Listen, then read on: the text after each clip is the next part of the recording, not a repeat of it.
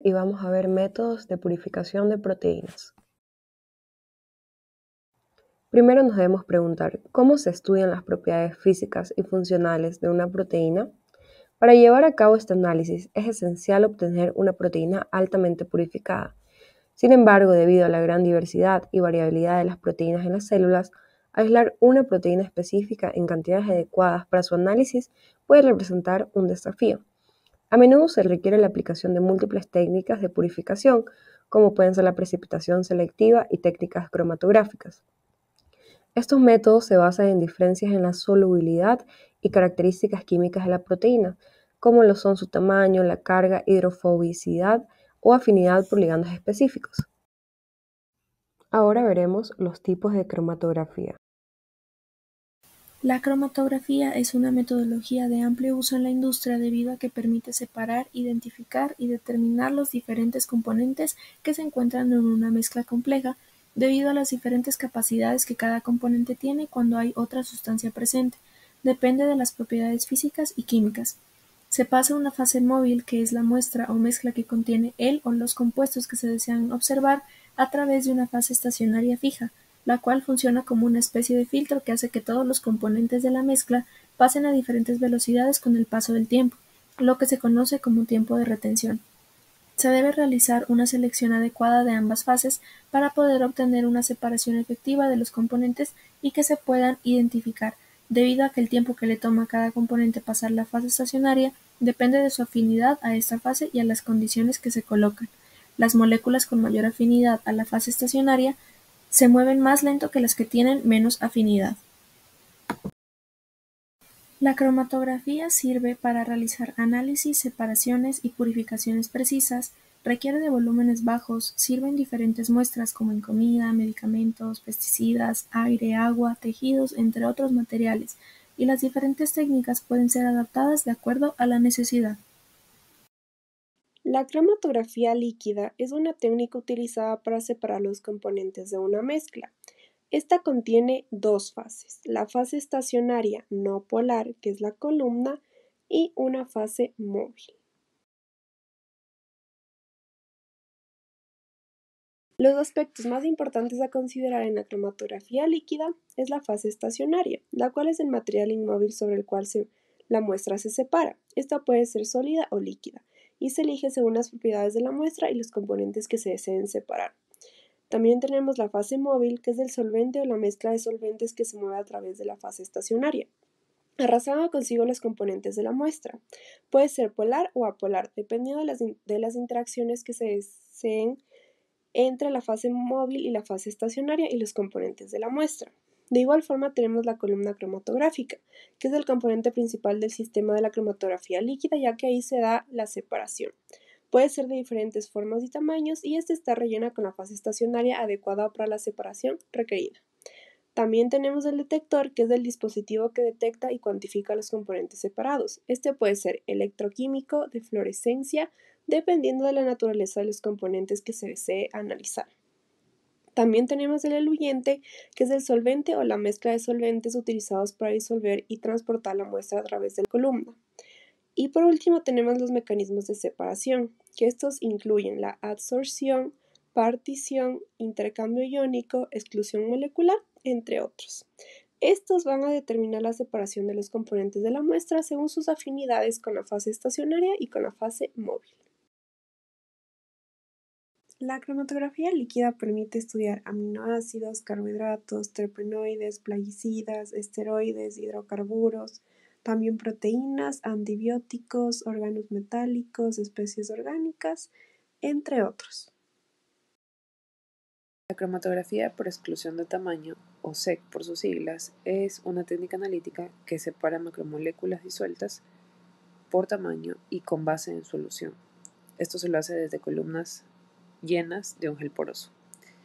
Esta técnica es ampliamente utilizada para la purificación y caracterización de polímeros, biopolímeros, como por ejemplo proteínas y ácidos nucleicos, y también se la utiliza en complejas mezclas de moléculas orgánicas e inorgánicas.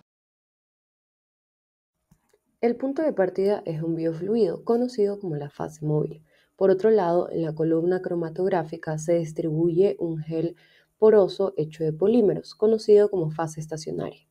La separación de las moléculas es en base a su tamaño, específicamente del radio de Stokes, que por definición este es el radio aparente de la esfera que ocupan a medida que entran en solución, y este va a depender del peso y forma de la molécula.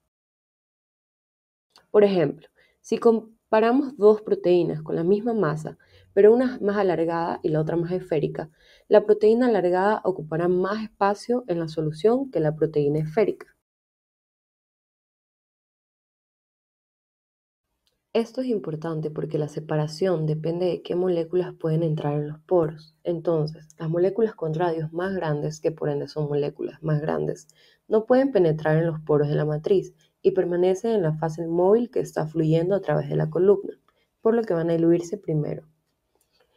Por otro lado, las moléculas más pequeñas pueden entrar en los poros, por lo que su flujo a través de la columna se va a ralentizar, diluyendo más tarde. A medida que salen de la columna se deben recolectar las moléculas según su tamaño. Usualmente se utiliza esta técnica como un segundo paso, después de cromatografía por afinidad para la purificación de proteínas especialmente. Los resultados se obtienen a través de la detección de los componentes diluidos en el tiempo. Esto puede hacerse mediante diversos métodos de detección, como la detección ultravioleta, la detección de índice de refracción, entre otros. Cada componente diluido se registra como un pico en el cromatograma, que es este gráfico donde se ve la intensidad de la señal de detección en función del tiempo de dilución. Los picos que aparecen más temprano corresponden a moléculas más grandes, mientras que las moléculas más pequeñas, al diluir más tarde, se observan como picos más tardíos. Entre las aplicaciones de la cromatografía por exclusión de tamaño está la eliminación de fenol de las preparaciones de ácidos nucleicos. Además, se utiliza para reacciones entre macromoléculas y reactivos de bajo peso molecular. Otra de las aplicaciones es en la eliminación de productos cofactores, inhibidores, etc. de las enzimas.